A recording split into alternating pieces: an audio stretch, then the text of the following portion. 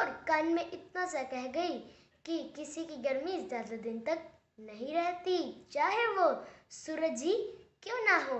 नमस्कार दोस्तों, मैं आपका दोस्त हार्दिक गुलिया कैरियर ड्रीम फाउंडेशन की तरफ से। एक बार एक लड़का था, वो पढ़ाई में बहुत होशियार था।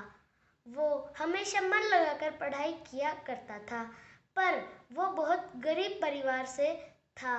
उसने अपनी स्कूली पढ़ाई खत्म की और अपनी कक्षा में पहला स्थान प्राप्त किया। अब वो शहर एक जॉब पाने के लिए चला गया। वो शहर में रहकर तैयारी करता था, पर वो हमेशा अनसक्सेसफुल हो जाता था। वो कई प्रयास कर चुका था और अभी भी कई प्रयास कर रहा था। उसने ये उम्मीद छोड़ दी थी कि अब वो सक्सेसफुल हो पाएगा। अचानक एक दिन उसके पास एक जॉब की इंटरव्यू के लिए फ़ोन आया। वो यह बात सुनकर बहुत खुश हो गया, पर जब उसने यह बात सुनी कि जिस शहर में जॉब का इंटरव्यू है वो शहर मुझसे बहुत दूर है और उस शहर में जाने के लिए मुझे 500 रुपये चाहिए, यह बात सुनकर वो बहुत निराश हो गया। उसने अपने कमरे में देखा तो उसे मुश्किल से 50 रुपये मिले। उसने सोचा कि मेरे पास तो केवल 50 ही रुपये हैं, मैं उस शहर कैसे जा पाऊंगा। और उसने पहले से ही अपने दोस्तों से उधार ले रखी थी और मांगेगा तो उसे शर्म आएगी। फिर उसने सोचा कि कल बस स्टैंड पर कोई जान पहचान का मिल जाएगा, मैं लिफ्ट लेकर चला जाऊंगा। फिर अगले दिन वो जॉब के इंटरव्यू के लिए तैयार हुआ। उसने मुश्किल से एक जोड़ी अच्छी ड्रेस ढूंढी और उसे पहन लिया और फिर वो बस स्टैंड पर गया। उसने बस स्टैंड पर देखा, उसकी जान पहचान का उसे कोई भी नहीं मिला।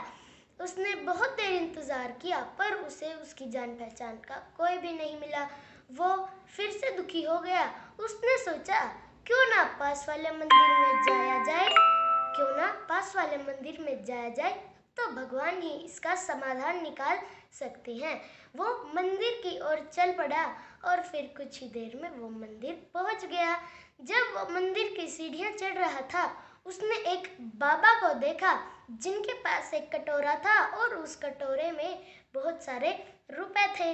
वो लड़का भगवान के पास गया और भगवान से कहा, हे भगवान, ये तेरी कैसी लीला, जिसको चाहिए उसको तो देता नहीं तू पैसे और जिसको नहीं चाहिए उसके पास बहुत सारे हैं। फिर वो मंदिर से वापस आने लगा। जब वो सीढ़ियों से नीचे उतर रहा था तो बाबा जी ने उस लड़के को देखा और बाबा जी ने कहा कि लड़के से कि बेटा, तुम बहुत नाराज लग रहे हो, मैं तुम्हारी कोई मदद कर सकता हूँ क्या? तो लड़के ने कहा, अरे बाबा, आप मेरी क्या मदद करोगे, आप तो खुद मांग करके खाते हो। तो बाबा ने कहा कि मैं मांग करके नहीं खाता, जो लोग मंदिर में आते हैं वही मुझे रुपए देकर जाते हैं ताकि वो पुण्य कमा सके। और मेरा क्या है, मैं तो इन पैसों में से कुछ पैसों का खाना खा लेता हूँ, कुछ पैसों की दवाई ले लेता हूँ क्योंकि मैं बीमार हूँ, और जितने पैसे बच जाते हैं शाम को जाकर मैं खुद ही भगवान के दान पात्र में चढ़ा आता हूँ। तो लड़के ने बाबा जी से पैसे ले लिए। फिर वो उस शहर चला गया और लकीली उस शहर में उसका सिलेक्शन हो गया।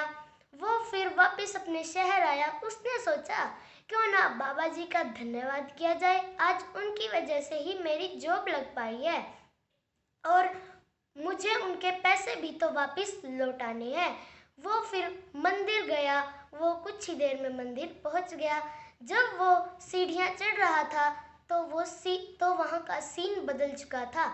वहाँ बहुत सारी भीड़ इकट्ठा हो चुकी थी। तो उस लड़के ने एक व्यक्ति से पूछा कि यहाँ पर क्या हो गया है, इतनी भीड़ क्यों जमा के रखी है?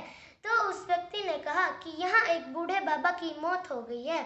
वो लड़का भीड़ छाट कर आगे गया। उसने देखा कि जिस बाबा ने उसकी मदद की थी वही बाबा मरे पड़े हुए हैं। उसे बहुत दुख हुआ और उसने भगवान से कहा कि हे भगवान, ये तेरी कैसी लीला, एक व्यक्ति की जिंदगी बनाने के लिए तूने एक व्यक्ति की जिंदगी दांव पे लगा दी। तो दोस्तों, इस कहानी से हमें 2 शिक्षा मिलती हैं। पहली, हमें दूसरे लोगों की मदद करनी चाहिए और अगर हम दूसरे लोगों की मदद करेंगे तो ही हम आगे बढ़ पाएंगे। और दूसरी, विश्वास रखो। जब हमें लगता है कि अब हमारी लाइफ में कुछ नहीं हो सकता, मैं यकीन के साथ कहता हूँ आपको कहीं ना कहीं से मदद तो मिल ही जाएगी। और यकीन मानिए दोस्तों, आपकी ज़िंदगी में भी कोई ऊपर वाला ज़रूर आएगा। आपका दिन शुभ हो।